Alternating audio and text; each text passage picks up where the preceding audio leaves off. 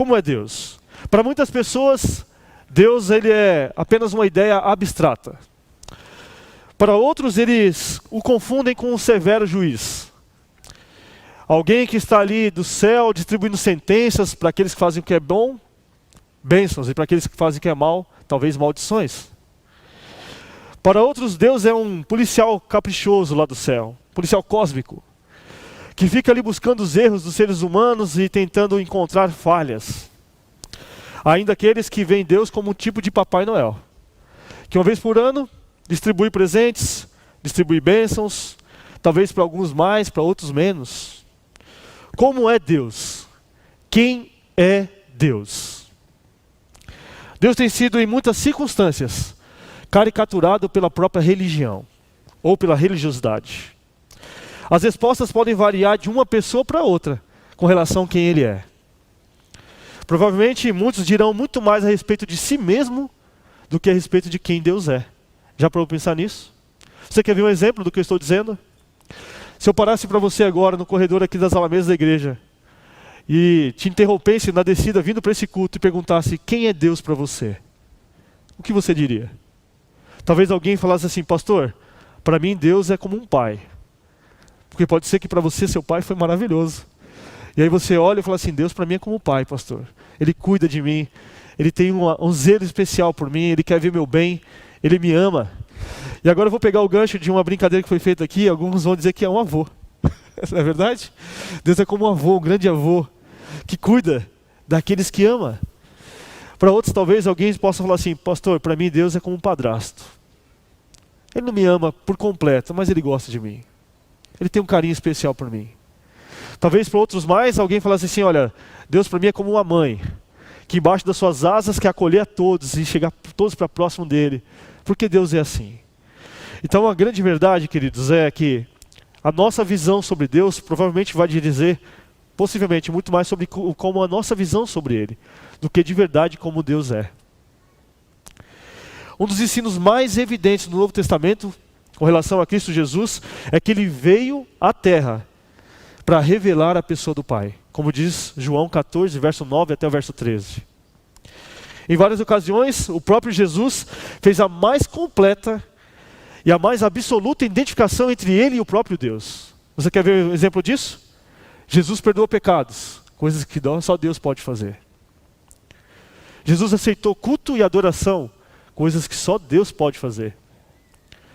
Jesus fez promessas, coisas que só Deus pode fazer. Jesus curou pessoas, coisas que só Deus pode fazer. E se você tem dúvida quanto a isso, eu vou somente citar alguns textos para você depois checar em casa. Lucas 5, 21, Lucas 24, 52, João 14, de 12 a 14, tem relatos sobre esses atos que eu acabei de citar. Provavelmente um dos quadros mais lindos apresentados na Bíblia a respeito de quem Deus é pintado pelo próprio Jesus sobre Deus. E sabe onde está esse relato? Lucas capítulo 15. E eu convido você agora a abrir sua Bíblia em Lucas capítulo 15. Esse capítulo é conhecido como o Evangelho dentro do Evangelho. Se os Evangelhos fossem resumidos a um capítulo da Bíblia, provavelmente esse seria o capítulo pintado por Jesus. Lucas capítulo 15. Abra sua Bíblia por gentileza em Lucas 15. Lucas 15, a partir do verso 1 em diante. Aproximaram-se de Jesus todos os publicanos e pecadores para o ouvir. E murmuravam os fariseus e escribas dizendo: este recebe pecadores, e o que ele faz? Come com eles. Lucas 15, 1 e 2. Em resposta à acusação que lhe é feita pelos fariseus e publicanos, os religiosos do seu tempo, Jesus conta então 3 parábolas. E para um pouquinho, presta atenção no que eu vou te dizer agora. Essas 3 parábolas contadas por Jesus retratam de verdade quem Deus é. Aqui é um quadro pintado por Cristo sobre a imagem de quem Deus é. Se Jesus tentasse representar Cristo, Jesus tentasse representar Deus, seria esse quadro de Lucas 15 que diria quem Deus é. E é por isso que eu quero tomar sua atenção nessa manhã e gastar algum tempo para a gente meditar em Lucas 15 e entender quem Deus é de verdade para nós. O que Ele representa para a vida de um cristão. E por que nós celebramos o dia 25 como aquele dia especial na vida de Cristo Jesus? 3 parábolas. Tais histórias são primariamente uma exposição do Evangelho e uma defesa do Evangelho perante a acusação que foi feita. Será que Deus pode se relacionar com pecadores? Será que Deus pode comer com pessoas que são de baixo escalão? Será que Deus se relaciona com pessoas que são fracas e falhas?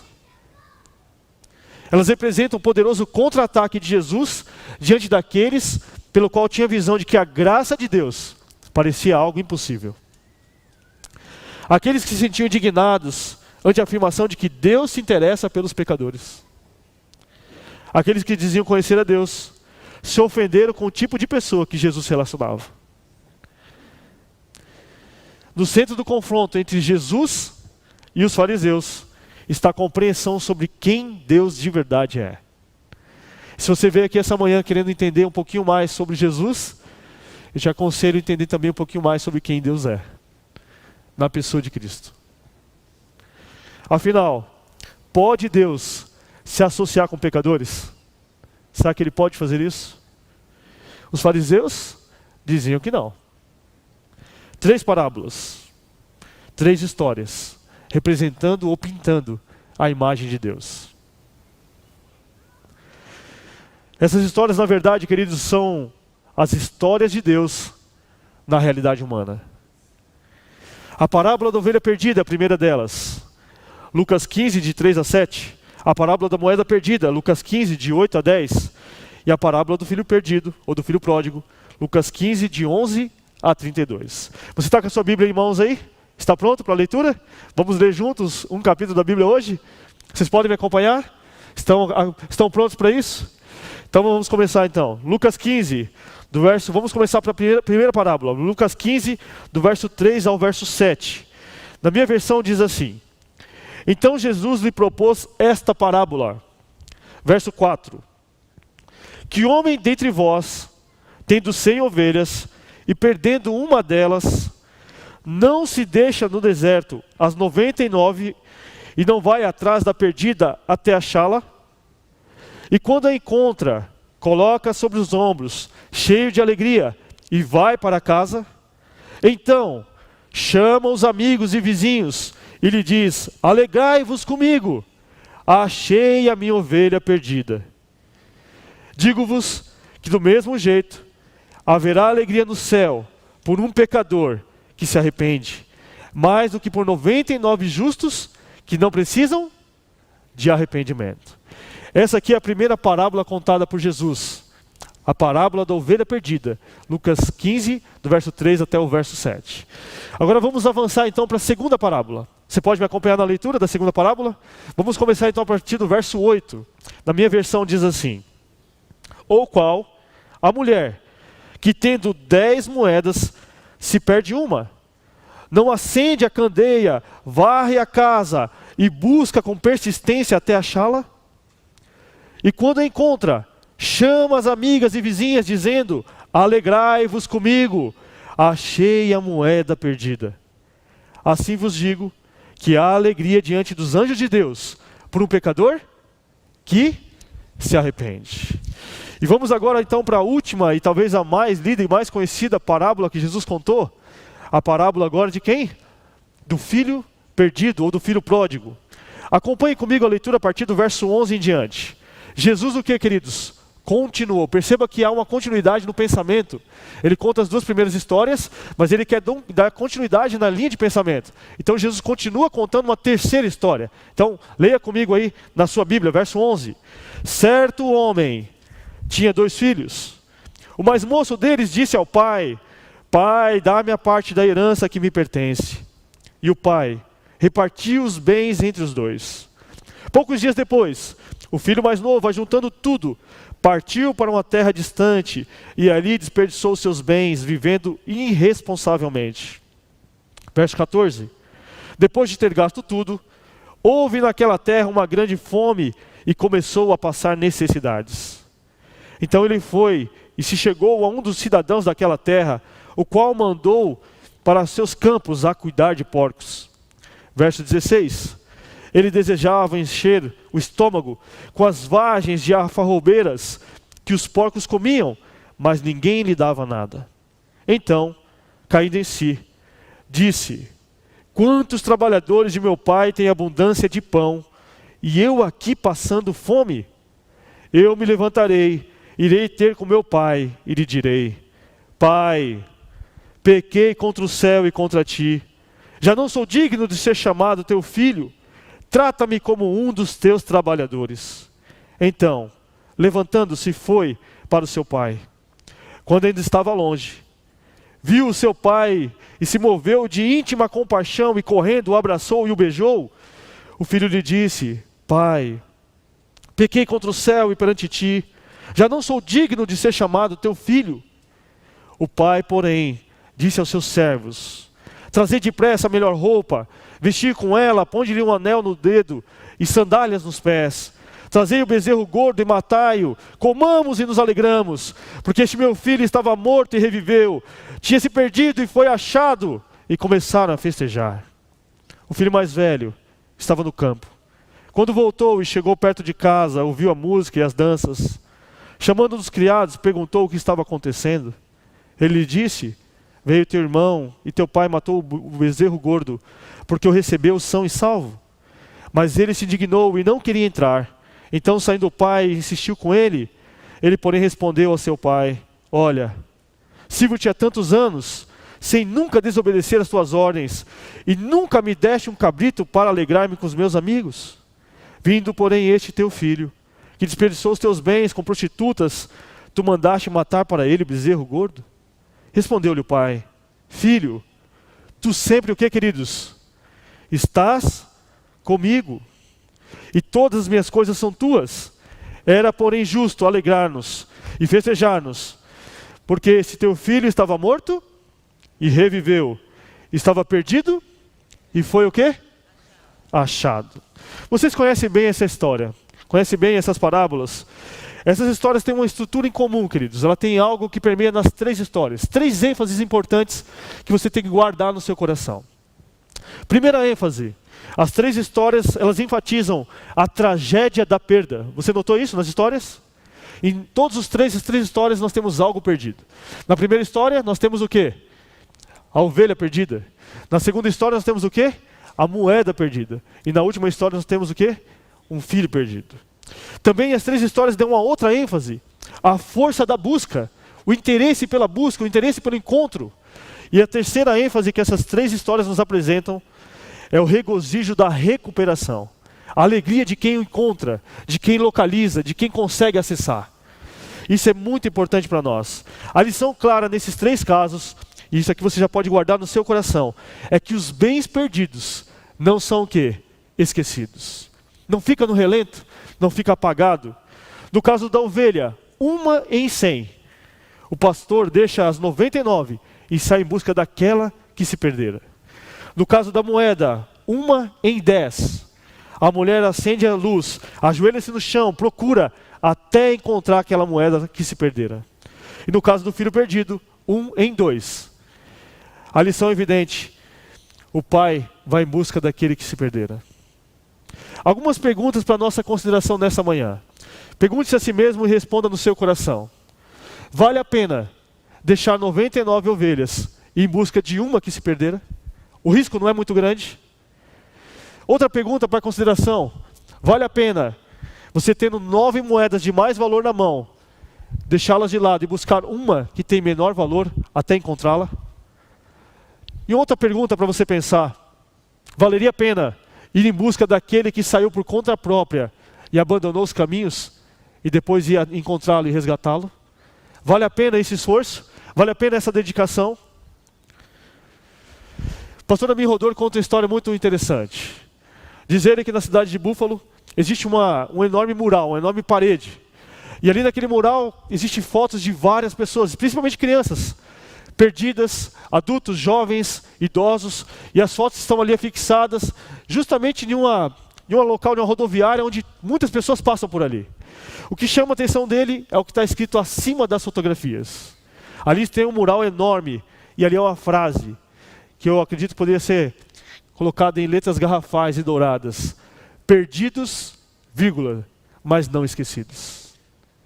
Perdidos, vírgula, mas não esquecidos.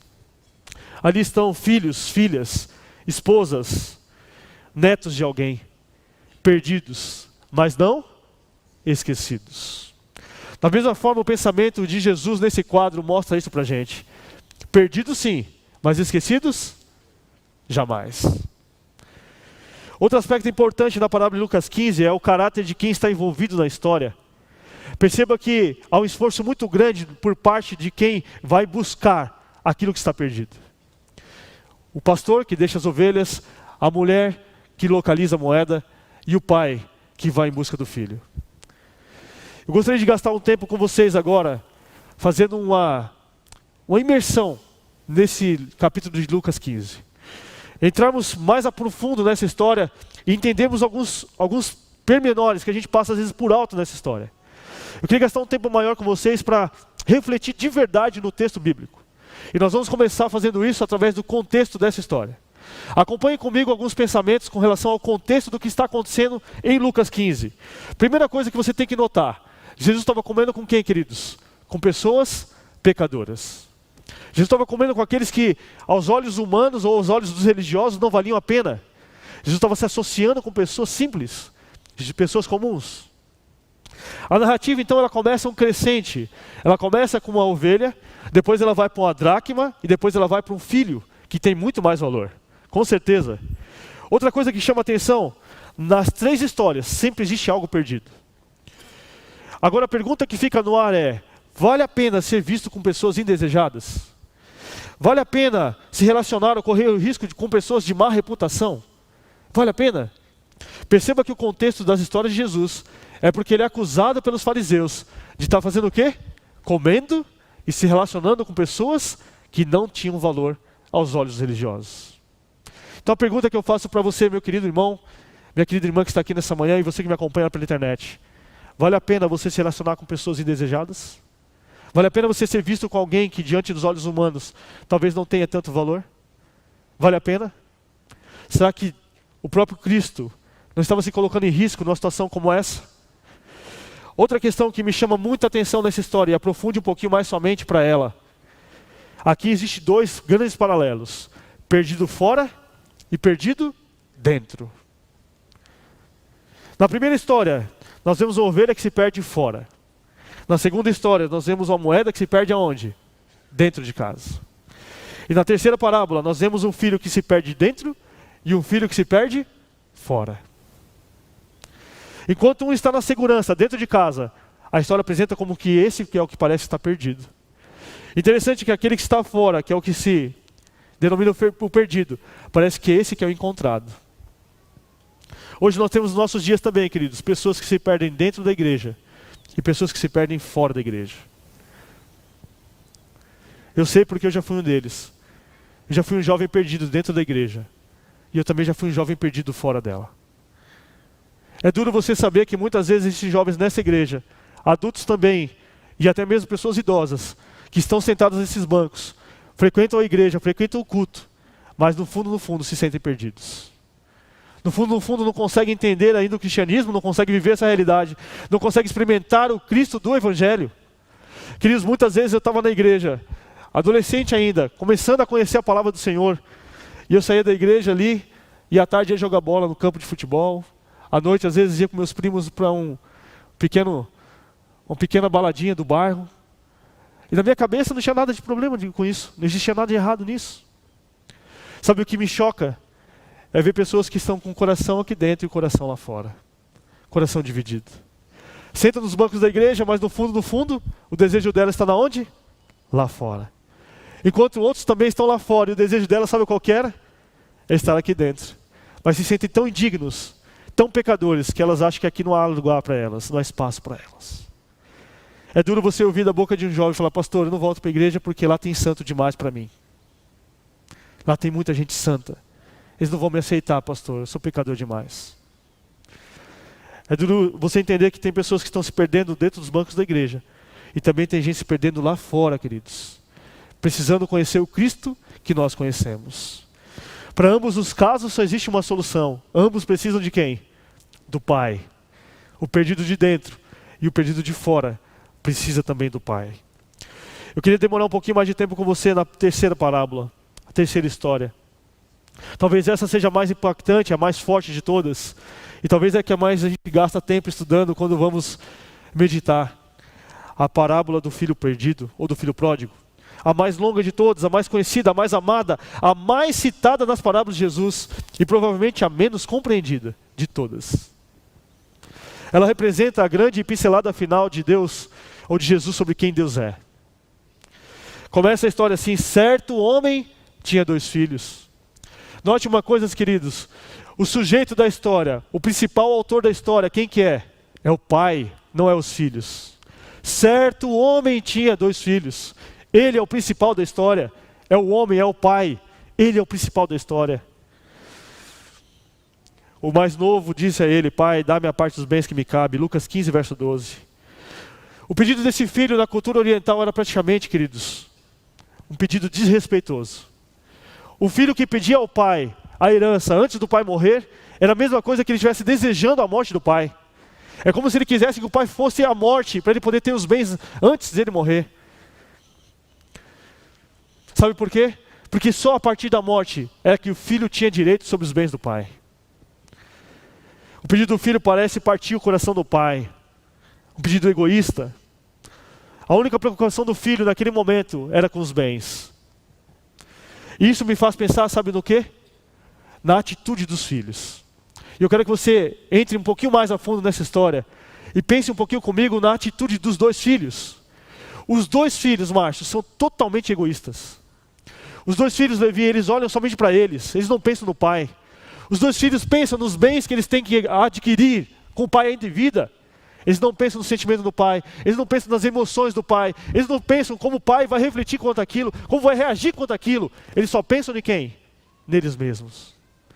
Querida igreja que eu amo do coração, será que a gente hoje como filho de Deus também não está agindo assim com o pai? Só pensando nos nossos sonhos, nossos planos, nossos projetos? Sabe o que acontece todo ano e você sabe que isso é verdade? Todo ano a gente faz uma listinha de coisas para mudar no ano seguinte, não é assim? Ano que vem eu vou fazer isso, ano que vem eu vou fazer aquilo, ano que vem eu vou emagrecer, ano que vem eu vou fazer academia, ano que vem eu vou fazer um curso, ano que vem eu vou começar a faculdade. Eu pergunto a você, quando você faz sua lista de prioridades, você pensa no Pai? Você monta a sua lista de prioridades com Deus? O que eu vou crescer com Deus no próximo ano? Qual vai ser meu crescimento junto do Pai para o próximo ano? O que o Pai pensa sobre mim aqui na terra? O que Ele espera de mim na terra? Ou será que você, como os filhos, também tem sido egoísta e tem pensado mais em você do que nos sentimentos do Pai? E falando do egoísmo dos filhos, os 2 estão motivados pelo egoísmo. Os 2 estão totalmente errados em suas visões. Perceba nessa história que os 2 filhos são egoístas, tanto que sai quanto que fica. Perceba que eles não olham para o pai, eles olham para eles mesmos. O tempo todo eles só pensam neles mesmos. O filho mais velho está preocupado com ele, com seus direitos, suas coisas. O filho mais novo também, quando pede ao pai as coisas pensando somente nele. O filho mais novo quer voltar como se fosse um servo do pai. Voltarei e serei um dos trabalhadores do meu pai. O filho mais velho olha para o pai e fala assim: eu sou um servo seu, eu trabalho para você, tenho direito sobre as coisas também. Só que na realidade, se você olha com um olhar mais atentivo para essa história, quem é que serve os 2? É o pai que serve os 2. É o pai que convida o primeiro a entrar e oferece um banquete. É o pai que sai em busca do segundo e oferece para ele a oportunidade de se assentar à mesa e comer do pão. É o pai que serve o primeiro entregando para ele o dinheiro para que ele possa gastar e ir embora. E é o pai que olha para o filho e fala assim: filho, tudo que eu tenho te pertence. Tudo que eu tenho é seu, você sempre esteve comigo. Perceba nessa história, queridos, que os 2 filhos, no fundo, no íntimo, são totalmente egoístas. E é o pai quem serve a ambos. É o pai que se dispõe a atendê-los, é o pai que se dispõe a servi-los, é o pai que se dispõe a um banquete a ambos. E é o pai que fala para eles: vocês têm tudo, tudo que eu tenho pertence a vocês. Não se preocupe com os bens, porque tudo que eu tenho é de vocês. É o pai que age como servo. Sabe, no fundo, o que me faz pensar nessa história? Esses dois filhos, queridos, eles entendem que é pelo modo que eles agem que eles vão agradar o Pai. Pelas ações que eles vão ganhar méritos diante de Deus. Sabe o que eu fico pensando? Será que eu também às vezes não penso assim? Será que eu não penso que se eu seguir um conjunto de regras e for o mais perfeito possível, eu vou agradar a Deus? Ou será que às vezes eu não vou para o outro extremo? Bom, já que eu não vou agradar de maneira nenhuma, eu vou agir de qualquer maneira. Vou ter a vida que eu quiser. Afinal de contas, o que importa os sentimentos do pai? Dois extremos muito perigosos. O filho mais velho olha para o pai e pensa, ele tem dinheiro. Eu vou trabalhar para ele e vou receber de volta. O filho mais novo olha para o pai e pensa, ele é um banco. Na hora que eu precisar, eu busco nele grana. E ele vai me ceder. Já fez isso uma vez, fará de novo. Os dois ignoram as vontades do pai, ignoram os sentimentos do pai. Eles não estão preocupados com o pai e nem com aquilo que o pai pensa. A preocupação deles é com eles mesmos. Já o pai, sempre tratando da relação com os filhos. Meu filho querido, meu filho amado. Meu filho, tu que estás sempre comigo. Meu filho, esta é a tua casa, toma um anel no dedo, toma sandálias nos pés, recebe uma roupa nova. Você é meu, você me pertence. A história em si, queridos, trata mais do pai do que dos filhos. Me permita aqui uma observação. Não sou ninguém para dizer isso, mas diria com muito carinho. Os títulos colocados na nossa Bíblia poderiam ser outro. Porque a ênfase dada nas histórias não tem a ver com o título sugerido que foi colocado aqui. Se você olhar as parábolas que estão aí, a parábola do filho perdido, a parábola da ovelha perdida e da moeda perdida, na verdade podia ser um título diferente. Porque note, a primeira história, a força está no pastor que procura a ovelha, não na ovelha que procura o pastor. A segunda história, a força, a ênfase está na mulher que procura a moeda, não na moeda que é encontrada. E a terceira e última história está no pai que procura os filhos, não nos filhos que procura os pais. Tem tudo a ver com a nossa visão também sobre Deus, os nossos questionamentos, como a gente enxerga como Deus é. Jesus está olhando para tudo isso e está dizendo para aqueles homens, líderes do seu tempo, foi justamente por isso que eu vim ao mundo. Foi para aqueles que se sentem pequenos demais. Eu vim buscar aquele que se sente perdido.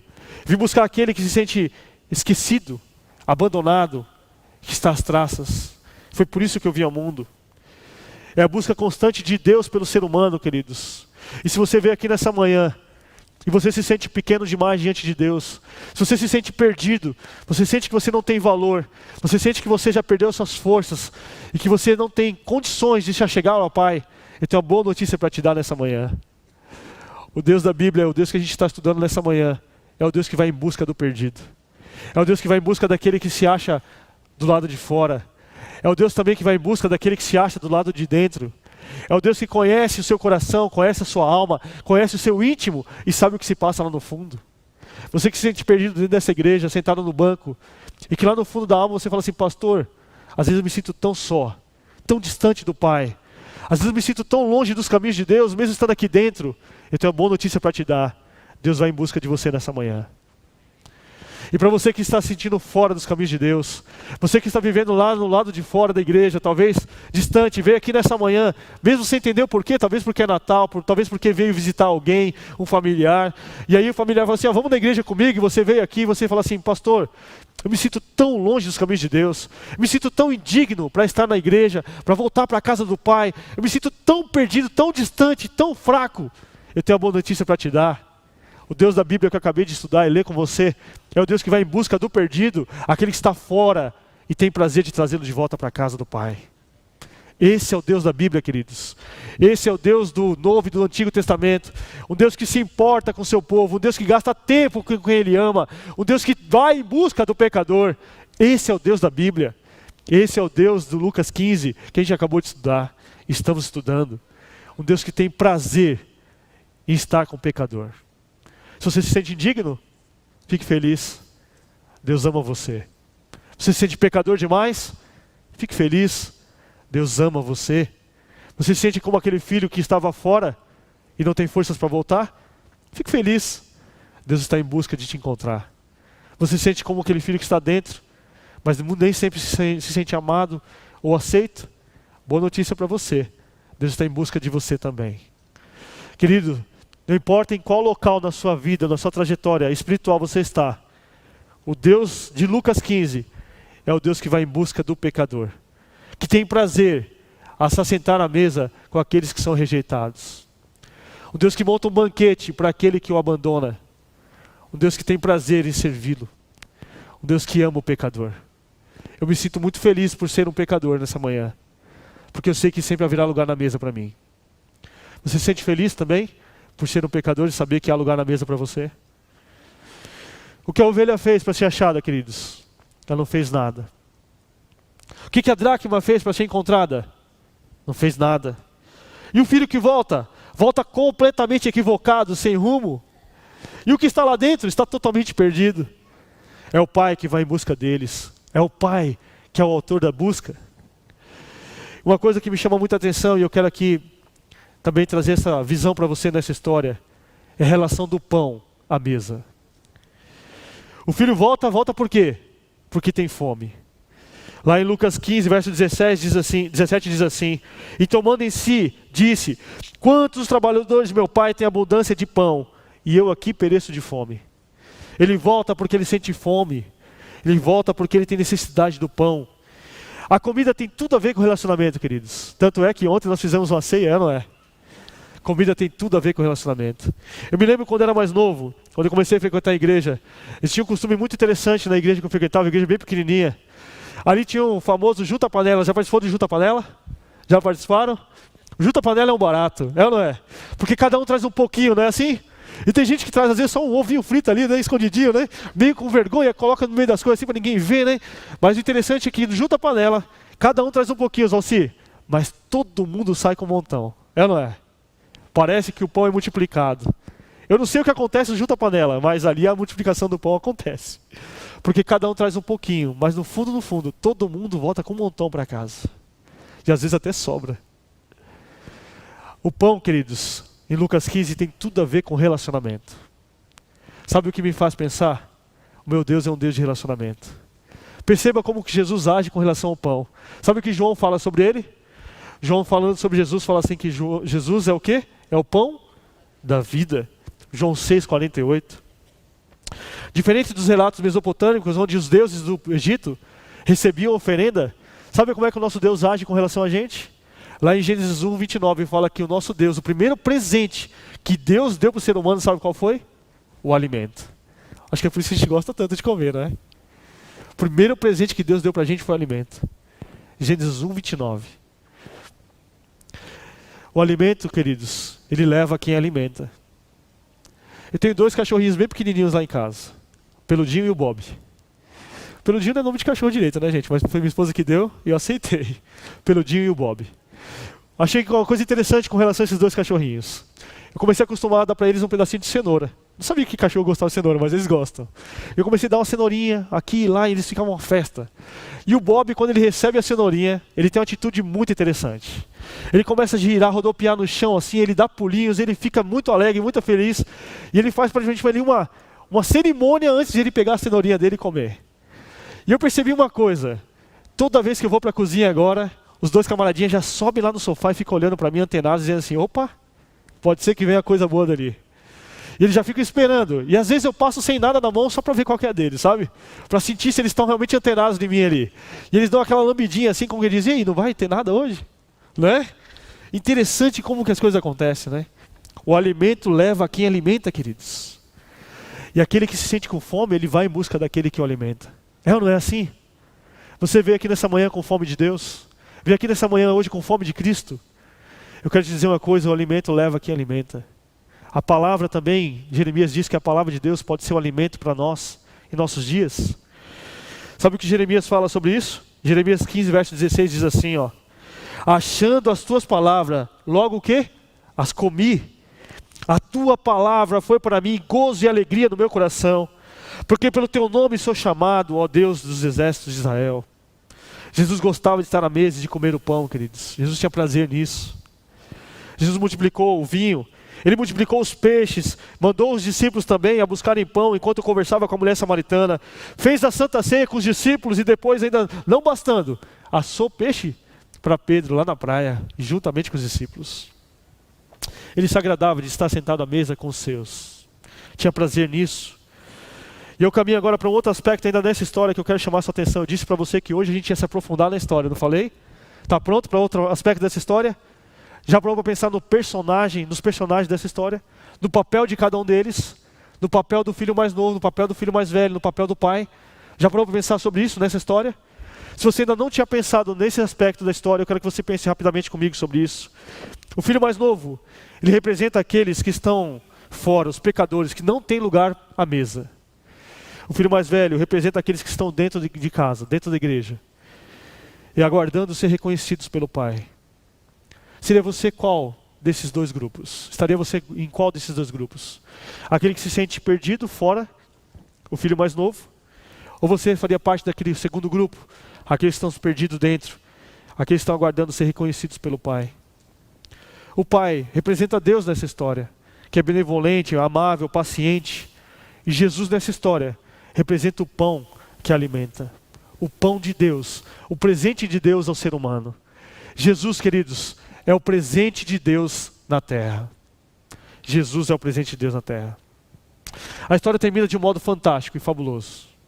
E aqui eu já vou caminhando para o final. Eu queria que você guardasse alguns pensamentos para a nossa conclusão. Todo abandono de Deus, queridos, guarde isso no seu coração. Todo abandono de Deus é um ato de insanidade. Se você pensa que pode ser feliz longe de Deus, vou dizer para você que você está cometendo uma grande loucura. Se você acha que você pode ser feliz estando distante do Pai, eu quero dizer para você que você está cometendo um grande erro. Você não vai conseguir ser feliz longe do Pai. Todo abandono de Deus é um ato de insanidade. Não há felicidade para aquele que pode achar que consegue encontrá-la fora de casa, fora dos caminhos de Deus, fora da casa do Pai, fora da mesa do Pai. Você não vai ser feliz. Amigo, se você veio aqui nessa manhã e você tem certeza de que você quer ser feliz na vida, uma dica que eu vou te dar do fundo do coração, como seu pastor e como seu irmão em Cristo: você não vai ser feliz fora da casa do Pai. Não há felicidade fora da casa do Pai. Não há. Você pode até tentar, mas você não vai encontrar. Você pode até buscar, mas ela não vai chegar até você. Você pode até ter pequenos indícios de felicidade, mas não vai perdurar. A verdadeira felicidade está na onde, queridos? Junto do Pai, junto da casa do Pai. Está fora de si todo aquele que acha que vai ser feliz longe dos caminhos de Deus. Ele estará sempre em uma terra estranha, em uma terra estrangeira, como estava se sentindo o filho mais novo. Essa visão é linda. Sabe por quê? Aqui está um pai que não apenas recebe o filho, mas o vê à distância. Você que está aqui nessa manhã, você que está nos acompanhando pela internet, que se sente longe dos caminhos de Deus. Você que sente que está tão longe da casa do Pai, que às vezes tem vergonha de estar aqui congregando com a gente. Você que se sente um pecador miserável, impuro. Eu quero dizer para você uma coisa: o nosso Pai vê ao longe você. Ele enxerga você aí na sua realidade, na sua luta, na sua batalha. O nosso Deus está vendo você aí à distância. E Ele está de braços abertos te aguardando para voltar para casa. Aqui é seu lugar, querido. Não existe outro lugar para você. A casa do Pai é a morada para você, pecador. Você se sente indigno? Seja bem-vindo à sua casa. Se sente pecador? Seja bem-vindo à sua casa. É aqui o seu lugar. Um dia desse eu estava visitando uma pessoa e ela falou assim: pastor, eu não entendo que a igreja seja um hospital. Eu falei: irmã, desculpa, eu discordo de você. A igreja é um hospital, irmã. É lá onde estão os pecadores. É lá onde estão os feridos, os machucados. É lá onde estão as pessoas que precisam da cura. Precisam do médico, do Jesus que pode curar o coração. É lá o seu lugar, irmã. É lá a casa dos pecadores. Se sente pequeno demais? Seja bem-vindo à sua casa. Você está na casa do Pai. A graça de Deus está presente e atuante na sua vida hoje, queridos. Se você não sentia isso, eu quero que você guarde no seu coração que Deus está trabalhando por você, dia após dia, para te salvar. A palavra de Jesus coloca ênfase na força do Pai, no papel do Pai. Diante de Deus, tudo perdoado, tudo esquecido, tudo apagado. Os dias de fome, fica para outro momento. Os dias com os porcos, fica no passado. Na casa do Pai sempre vai ter lugar na mesa para você. Com o toque de mestre, Jesus leva a história para um clímax final. Nenhuma palavra de recriminação moralista. Nenhuma exigência de prestação de contas. Nenhuma condição imposta, nenhum tempo de prova. nem o tempo de quarentena, nem o tempo de disciplina para observação, nem uma penitência exigida. O clímax da história contada por Jesus é no mínimo ofensiva para o seu público judaico. Os sinceramente religiosos do seu tempo não entendiam como Jesus representava Deus. Será que a gente consegue entender nos dias de hoje? Os sinceramente religiosos tinham dificuldade em ouvir o jovem rabi. Ele incomodava muitos nas suas falas. Em comovente simplicidade, Jesus escreve como Deus é. A bondade de Deus, o amor de Deus, a benevolência, a paciência. Esse é o Deus a quem Jesus representou. O Deus que recebe envergonhados. O Deus que recebe os cegos, os leprosos, os surdos, os imundos, os pecadores. O Deus que não nega a culpa, mas perdoa e esquece. O Deus que oferece cura. Querido irmão e irmã que está aqui nessa manhã e você que me assiste pela internet. Você se sente distante da casa do Pai. Se sente distante do país de Deus. Você está alienado de Deus e de si mesmo. Gostaria que você saísse dessa manhã daqui com essa certeza. Nosso Deus vai em busca de você. Nosso Deus mandou o seu maior presente a essa terra, que é o Filho Jesus, para salvar você. Você se sente indigno? Fique tranquilo, você é aceito no reino de Deus. Se sente pecador e miserável? Fique tranquilo, fique tranquila. Você é bem-vindo na casa do Pai. Ele ama você. Por muitas vezes eu me senti indigno, queridos, diante de Deus. Um pecador, um miserável. Houve uma ocasião onde alguém falou assim para mim: você nunca vai ser um pastor. Você não vai ser um pastor. E sabe por que ele disse isso? Porque ele olhava para um jovem de uma igreja aqui perto de vocês. Ele não conseguia enxergar a transformação de Deus na vida daquele jovem. Ele achava que aquele jovem se resumiria somente naquele momento que ele estava vivendo na vida. Ele não conseguia enxergar o além. Mas o que ele não conseguia ver era aquilo que Deus via. Deus vê o quê? O além. Não o que você é hoje, mas o que você pode se tornar depois. Está você desanimado, deprimido pelos caminhos da vida?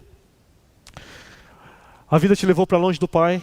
Está você imaginando que a vida não tem mais esperança e que você não tem solução?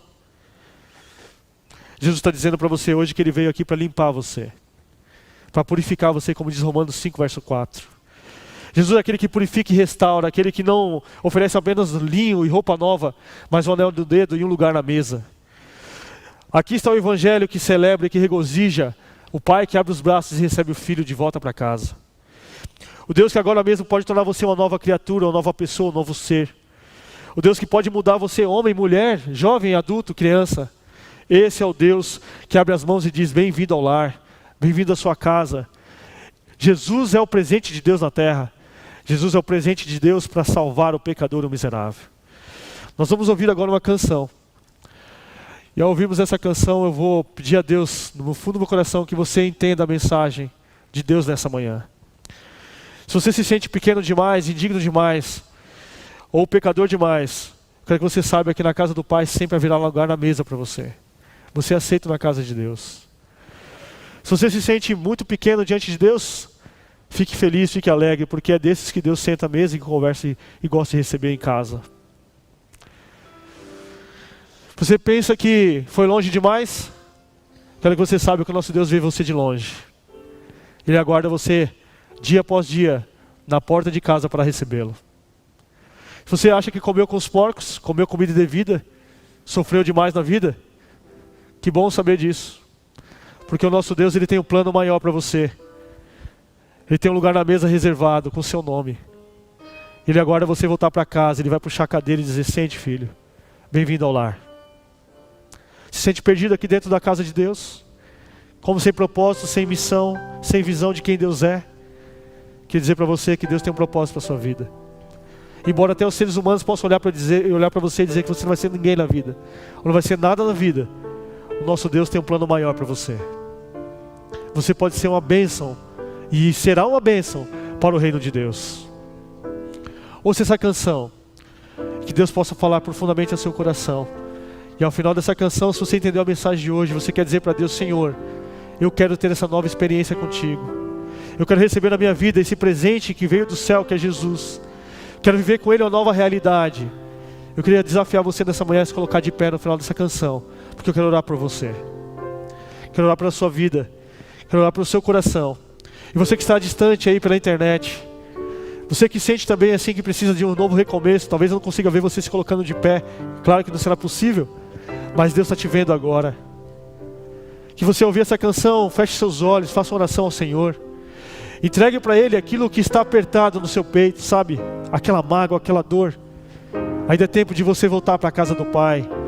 Aqui na casa do Pai sempre haverá lugar na mesa para você. Tem seu nome escrito na cadeira, lugar reservado. O Pai está com os braços abertos te aguardando. Ele quer te abraçar, quer colocar um anel no seu dedo, te colocar roupas novas e mudar a sua vida. Volte enquanto há tempo, amigo. Que Deus te abençoe. Que Deus abençoe cada um de vocês. E que a palavra de Cristo possa falar ao seu coração nessa manhã.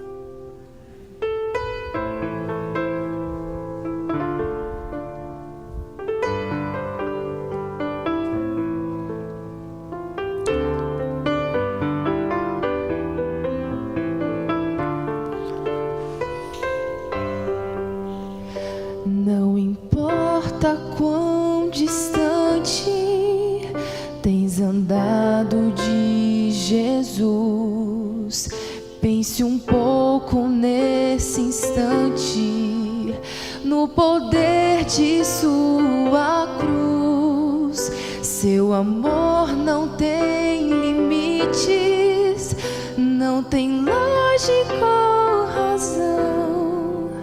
Seu olhar é um convite para aceitar o seu perdão. Hoje é o dia de voltar. Não olhes para trás. Se teu coração falar, não adie nada mais. Só Jesus te ama assim. Lá na cruz em ti pensou. Tu és tudo para mim. Vem, meu filho, aqui estou.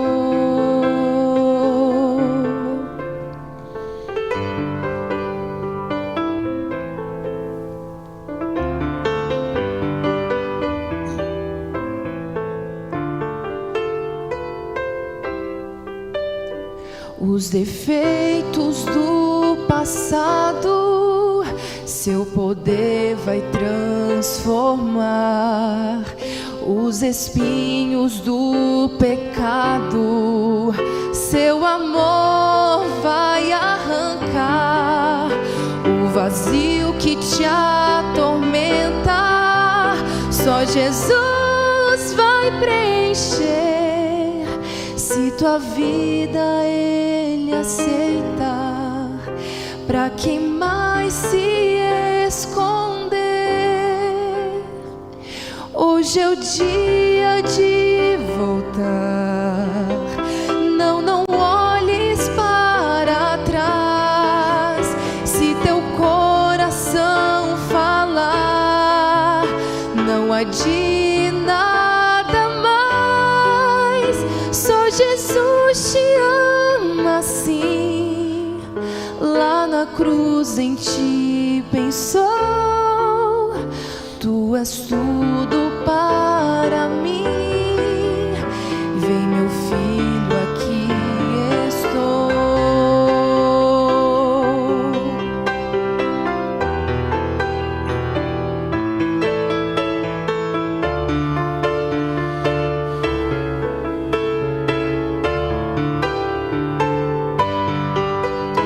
É Jesus que fala assim. Lá na cruz eu te esperei. Volta agora para mim. Todo o tempo eu te amei.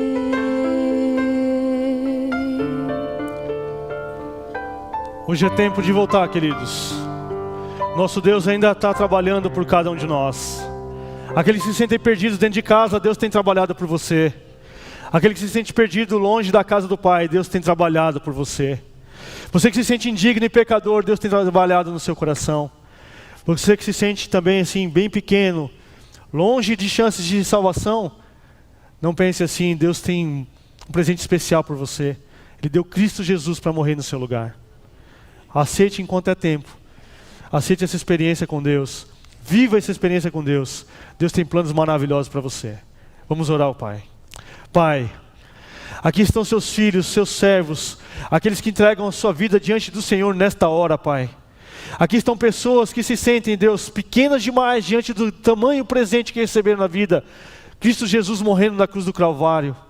Pai, aqui estão pessoas que sentem o desejo no fundo do coração de ter uma nova experiência contigo, um novo ano, uma nova realidade, uma vida diferente para viver com o Senhor aqui na terra. Por favor, ó Deus, que seu Santo Espírito possa visitar cada coração aqui neste momento, possa trazer a eles a paz que só Cristo pode dar, a paz que excede todo conhecimento e todo entendimento. Pai, que eles tenham certeza neste momento que as suas orações foram ouvidas e que eles foram aceitos na casa do Pai. Aquele que se sente distante demais do caminho de Deus, que nesse momento ele tem um lugar na mesa reservado para ele. É tempo de ele voltar para a casa do Pai. Aquele que se sente perdido dentro da casa do Pai, que ele possa reconhecer que ele também é aceito, e que ele é amado, e que tudo que pertence ao Pai pertence a ele também. Ele é alguém que tem um propósito especial na terra, e que o Senhor também o ama de igual maneira. Por favor, ó Deus, vem estar com cada um de nós. Nos dê um bom restante de dia, um ótimo dia de Natal, e que ao festejar e celebrar o dia que Jesus morreu e que ressuscitou, nós possamos lembrar também do grande presente que nós recebemos na vida, que é ter o privilégio de um dia morar contigo por toda a eternidade. Fica conosco, ó Pai, nos dê a tua graça e nos dê a tua paz. Leva-nos em paz e nos dê também a segurança de que Cristo está ao nosso lado. É o que nós pedimos e agradecemos em nome de Jesus. Amém, ó Deus.